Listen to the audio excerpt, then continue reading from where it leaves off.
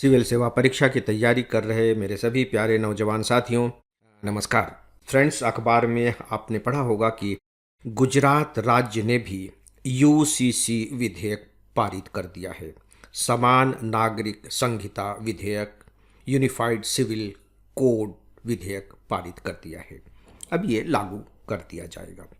आज मैं इसी को आधार बना करके आप सबसे कुछ बातें करने जा रहा हूँ।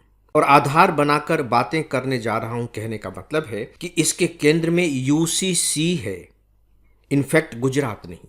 क्योंकि गुजरात ने अभी विधेयक पारित किया है तो डेफिनेटली गुजरात की बात भी हम करेंगे। और यहां करंट अफेयर्स की दृष्टि से आपके लिए जानना महत्वपूर्ण होगा कि उत्तराखंड वह पहला राज्य था जिसने यह कानून पारित किया था।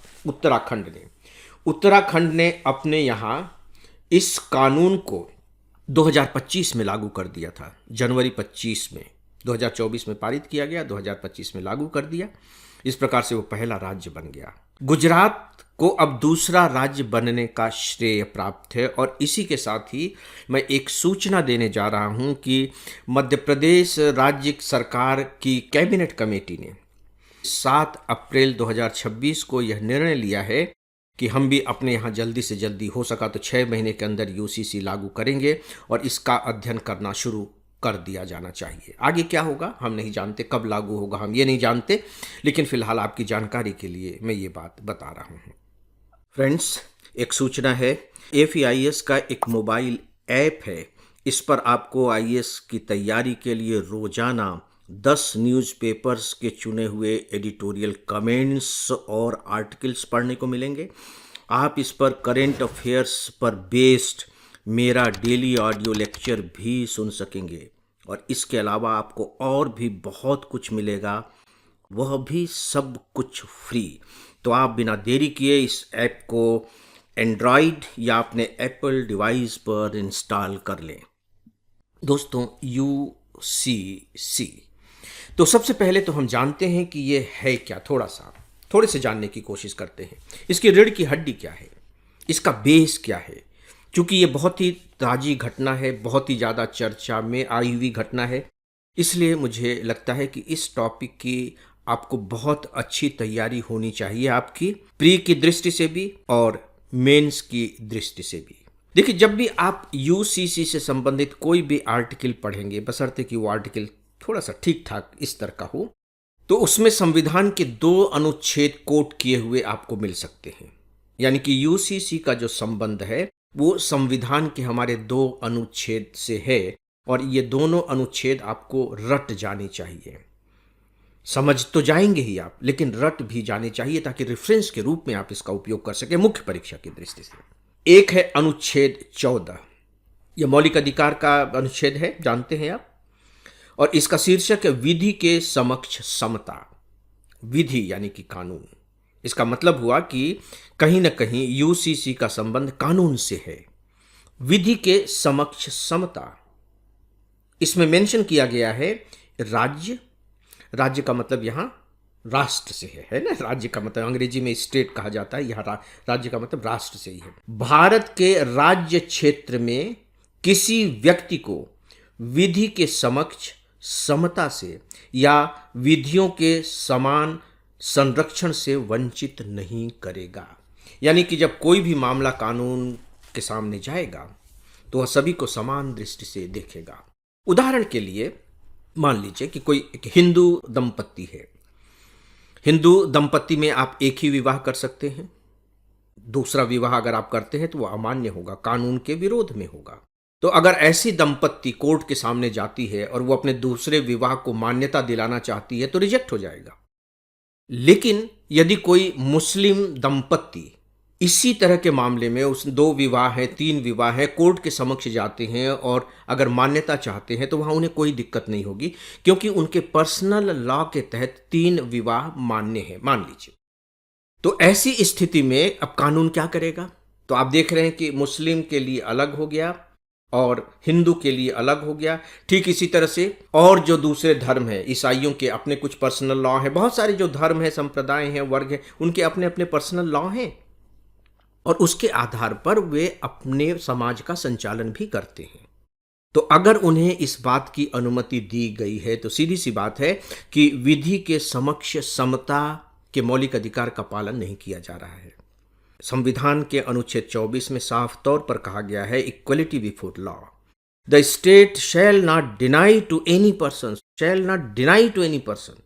आप वंचित नहीं कर सकते, मना नहीं कर सकते। इक्वलिटी बिफोर द लॉ और the equal protection of the laws within the territory of India, ये अनुच्छेद 14 है, राइट। अब अनुच्छेद 44, ये जो अनुच्छेद 44 है, ये राज्य के नीति निर्देशक सिद्धांतों के अंतर्गत आता है। उसमें अपेक्षा की गई है, उसमें आपको आदेश नहीं दिया गया, अपेक्षा की गई है। आपको मालूम है राज्य के नीति निर्देशक तत्वों के बारे में कि आप ऐसा करेंगे। उसका शीर्षक है 44वें अनुच्छेद का, नागरिकों के लिए एक समान सिविल संहिता। इसके लिए जो हिंदी शब्द होगा यूसीसी के लिए नोट कर लीजिए, समान सिविल संहिता। हिंदी में अखबारों में आपको समान नागरिक संहिता भी पढ़ने को मिल जाएगा। सिविल का अनुवाद कर दिया गया है नागरिक संहिता। राज्य, भारत के समस्त राज्य क्षेत्र में नागरिकों के लिए एक समान सिविल संहिता प्राप्त कराने का प्रयास करेगा। देखिए इसमें साफ लिखा गया है प्रयास करेगा, मतलब करना ही है, ये आदेश नहीं दे रहा है संविधान, अपेक्षा कर रहा है कि आप ऐसी कोशिश करेंगे। संविधान हमारा 1950 में लागू हो गया था और अभी हम 2026 में रन कर रहे हैं, लेकिन सरकार अभी तक ऐसा नहीं कर पाई है।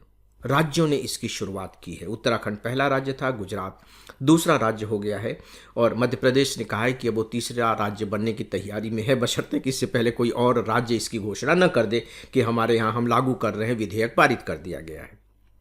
तो फ्रेंड्स, आपको अखबारों में पढ़ने को मिलेगा, कई बार पढ़ने को मिलेगा कि सुप्रीम कोर्ट कई बार कह चुकी है कि सरकार को, केंद्र सरकार को जल्दी से जल्दी समान सिविल संहिता लागू करने की कोशिश करनी चाहिए। वो तो केंद्र सरकार को ही कहेगी, क्योंकि संविधान में जो अपेक्षा की गई है वो स्टेट से अपेक्षा नहीं की गई है, वो केंद्र से कह रहा है, नेशन से कह रहा है कि आप ऐसा कीजिए। तो सुप्रीम कोर्ट तो जो बात कहेगा, सीधी सी बात है कि वो तो संविधान सम्मत ही होगी। इसलिए सुप्रीम कोर्ट, कुछ ही दिनों पहले सुप्रीम कोर्ट ने फिर ये बात कही कि सरकार को चाहिए कि वो यूसीसी के लिए कानून बनाए, लेकिन किसी वजह से सरकारें अभी तक ऐसा नहीं कर सकी हैं, इससे पहले जो भी केंद्र में सरकारें आई। डेफिनेटली उसके पीछे जो सबसे बड़ा कारण होता है वो राजनीतिक कारण होता है, क्योंकि अलग अलग संप्रदाय के लोग हैं, अलग अलग पंथ के लोग हैं, अलग अलग वर्ग के लोग हैं, उनके अपने अपने कानून हैं जिसे हम पर्सनल कानून कहते हैं। तो जो पॉलिटिकल पार्टीज़ हैं उनको इस बात का थोड़ा सा भय भी लगता है कि कहीं ऐसा न हो कि हमने कानून पारित कर दिया और वह उनके पर्सनल कानून से टकरा रहा है। तो ऐसी स्थिति में उस समुदाय के जो लोग हैं वो नाराज़ हो जाएं और हमें वोट न दें। तो यही तो देखिए डेमोक्रेसी है, इसको आप अन्यथा मत लीजिएगा, ये डेमोक्रेसी है। लेकिन एक ऐसा समय आता है जब सरकार को इसके लिए कदम उठाने होते हैं। कुछ ही दिनों पहले, बहुत दिन नहीं, मुश्किल से 3-4 दिन पहले ही प्रधानमंत्री जी ने भी ये बात कही है कि हम समान नागरिक संहिता और एक राष्ट्र एक चुनाव पर काम कर रहे हैं। हमारी कोशिश होगी कि हम इसे अंजाम दे सके। लेट अस सी, देखते हैं कि होता क्या है। दोस्तों, जब हम यूसीसी की बात करते हैं तो देखिए सबसे ज़्यादा विक्टिम कौन है, किसको सबसे ज़्यादा लाभ होगा यूसीसी के लागू होने से। आपके दिमाग में ये बात बहुत स्पष्ट होनी चाहिए। अगर आप समाजशास्त्र के स्टूडेंट हैं तब आपको ये समझने में ज़्यादा दिक्कत नहीं होगी कि जो सबसे ज़्यादा नुकसान उठाना पड़ रहा है अभी, भारत के नागरिक हैं, वो समानता का उन्हें अधिकार है, लेकिन जो नुकसान उठाना पड़ रहा है वो पुरुष वर्ग को उतना नहीं उठाना पड़ रहा है जितना कि महिला वर्ग को उठाना पड़ रहा है। फिर चाहे वो लड़की हो, बेटी हो, पत्नी हो, कोई भी हो। तो आपके दिमाग में ये बात बिल्कुल स्पष्ट रहनी चाहिए कि जो यूसीसी का जो लाभ मिलना है या जो समानता की स्थिति मिलनी है वह मूलतः महिला वर्ग को है। जैसे कि जब आप यूसीसी के प्रावधानों को देखेंगे तो पता लगेगा कि उसके प्रावधान विवाह से संबंधित है कि कितने विवाह कर सकता है।